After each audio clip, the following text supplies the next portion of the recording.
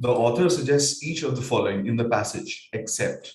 So we have to find a reference that is not present in the passage, or that's a suggestion that has not been made in the passage.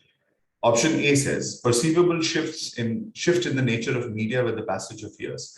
This is in fact present in every paragraph of the passage. This is the key idea, the central idea of the passage. We talk about this in the first paragraph. In the 1920s, people began to speak of the media, and a generation later, in the 1950s, of a communication revolution. We see that rhetoric was still taken seriously in the 18th and 19th century when other key ideas were emerging. Again, other key ideas were emerging. The concept of public opinion appeared in the late 18th century, while a concern with the masses is visible from the early 19th century onwards, and so on, as at the time when newspapers, etc. And so this is also talking about a shift in the nature of media and how media affects people. We see this at the beginning of the third paragraph. In the first half of the 20th century, especially in the wake of two world wars, scholarly interest shifted towards the study of propaganda. More recently, some ambitious theorists. Again, the influence of these theorists is mentioned. And in particular, in the fourth paragraph, we talk about this in the case of radio and television. Significantly, it was in the age of radio that scholars began to recognize the importance of oral communication in ancient Greece and in the Middle Ages. The beginning of the television age in the 1950s brought in visual communication as well and stimulated the rise of an interdisciplinary theory of the media. Contributions were made from different fields, and there were so many different phrases coined by so many different experts, etc. So this is something which is not only is this suggested in the passage, this is repeatedly suggested all throughout the passage, because this is the central idea of the passage.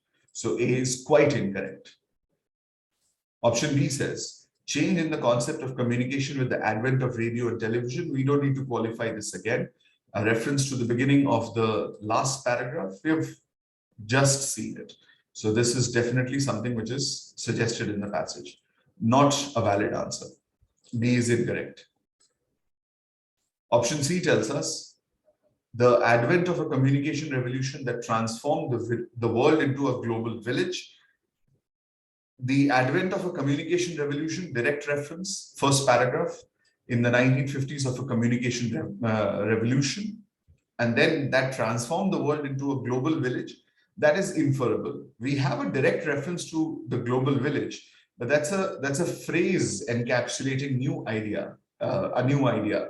This new idea related to the communication revolution.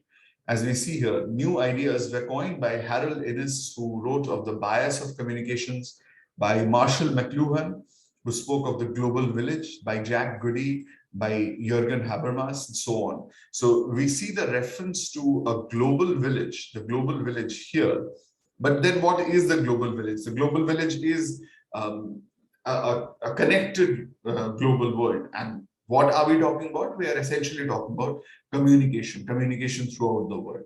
But that is the key aspect of the passage. So this is also something that we can infer, transform the world into a global village, that we can very much infer from the passage. So C is also suggested by the passage, not a valid answer. Option D says constancy is a rudimentary framework in media despite significant changes. Now we have the aspect of constancy mentioned in the first, not mentioned, but then referenced, suggested in the first and the second paragraphs. We see here, and later, a generation later in the 1950s, of a communication revolution. But a concern with the means of communication is very much older than that. Rhetoric, the study of the art of oral and written communication, was taken very seriously in ancient Greece and Rome. It was studied in the Middle Ages and with greater enthusiasm in the Renaissance. Rhetoric was still taken seriously in the 18th and 19th century when other key ideas were emerging. From this, we see, and the same references as option A, we find that yes, there was some aspect of constancy in communication. So rhetoric was studied throughout different ages and it was still studied in the 18th and 19th centuries, etc. But that said, that is not the rudimentary framework in media. Such information has not been given in the passage that this is the defining factor of media.